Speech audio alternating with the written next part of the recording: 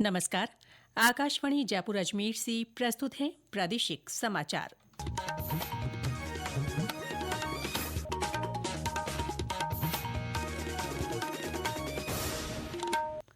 समाचारों के साथ मैं ऋतिका गुप्ता।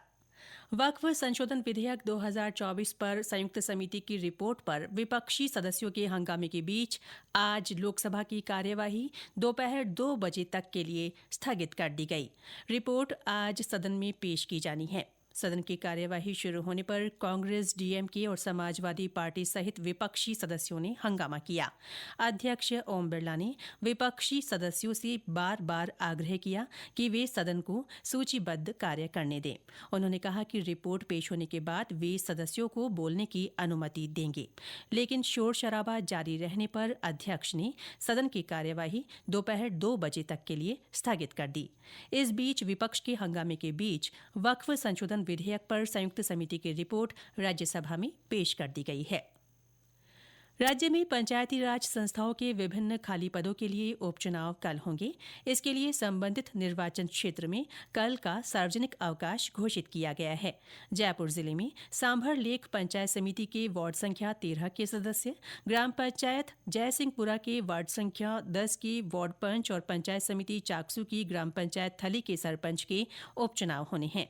जिला निर्वाचन अधिकारी डॉ जितेंद्र कुमार सोनी ने औद्योगिक वाणिज्यिक प्रतिष्ठानों में कार्यरत कामगारों को भी सवैतनिक अवकाश का आदेश जारी किया है।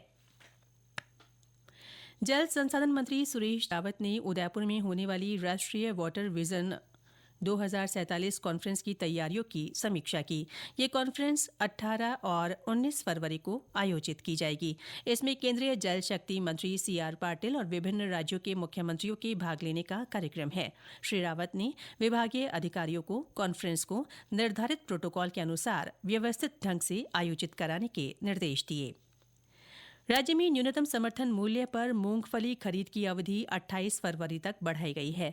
सहकारिता राज्य मंत्री गौतम कुमार डक ने बताया कि राज्य सरकार ने किसानों को राहत देने के लिए केंद्रीय कृषि और किसान कल्याण मंत्रालय को पत्र लिखकर खरीद अवधि बढ़ाने का आग्रह किया था।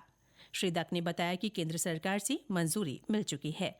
अब पहले पंजीकरण करवा चुके किसान बढ़ी हुई अवधि में अपनी जींस बेच सकेंगे। उन्हें नए पंजीकरण नहीं कराने होंगे। कोटा में दिल्ली मुंबई एक्सप्रेसवे पर कराड़िया गांव के पास आज सुबह एक सड़क हादसे में बस में सवार एक महिला सहित 3 लोगों की मृत्यु हो गई और 2 अन्य घायल हो गए। ये दुर्घटना बस के ट्रक से टकरा जाने से हुई।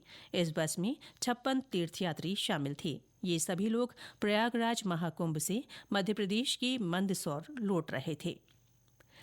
भरतपुर अपना स्थापना दिवस 19 फरवरी को मनाएगा। इस सिलसिले में 7 दिन के समारोह की शुरुआत आज से हुई। हमारे संवाददाता ने बताया कि समारोह का आगाज कलश यात्रा के साथ हुआ।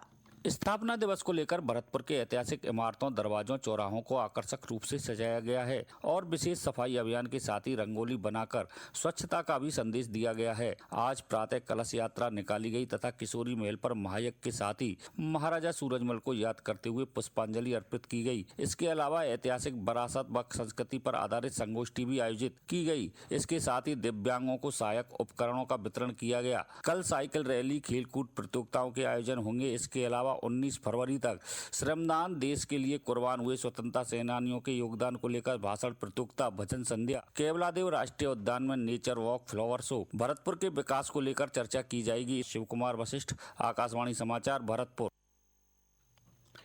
भारतीय रिजर्व बैंक ने घोषणा की है कि जल्दी ही नई श्रृंखला में 50 रुपये मूल्य वर्ग के बैंक नोट जारी किए जाएंगे। इन पर गवर्नर संजय मल्होत्रा के हस्ताक्षर होंगे। इन नोटों का डिजाइन अपरिवर्तित रहेगा और ये मौजूदा 50 रुपये के बैंक नोटों के समान होगा। इसके अलावा रिजर्व बैंक की ओर से पहले जारी किए गए 50 रुपये के सभी नोट वैध होंगे। इस बीच रिजर्व बैंक ने सरकारी कामकाज के लिए सेवाएं देने वाले सभी बैंकों से आगामी 31 मार्च को अपनी सभी शाखाएं खुले रखने का परामर्श जारी किया है। प्रधानमंत्री नरेंद्र मोदी का मासिक रेडियो कार्यक्रम मन की बात 23 फरवरी को प्रसारित होगा। आकाशवाणी से प्रसारित होने वाले इस कार्यक्रम की ये 119वीं कड़ी होगी। इसके साथ ही प्रादेशिक समाचार बुलेटिन समाप्त हुआ। हमारा अगला बुलेटिन शाम 6:30 बजे प्रसारित होगा। नमस्कार।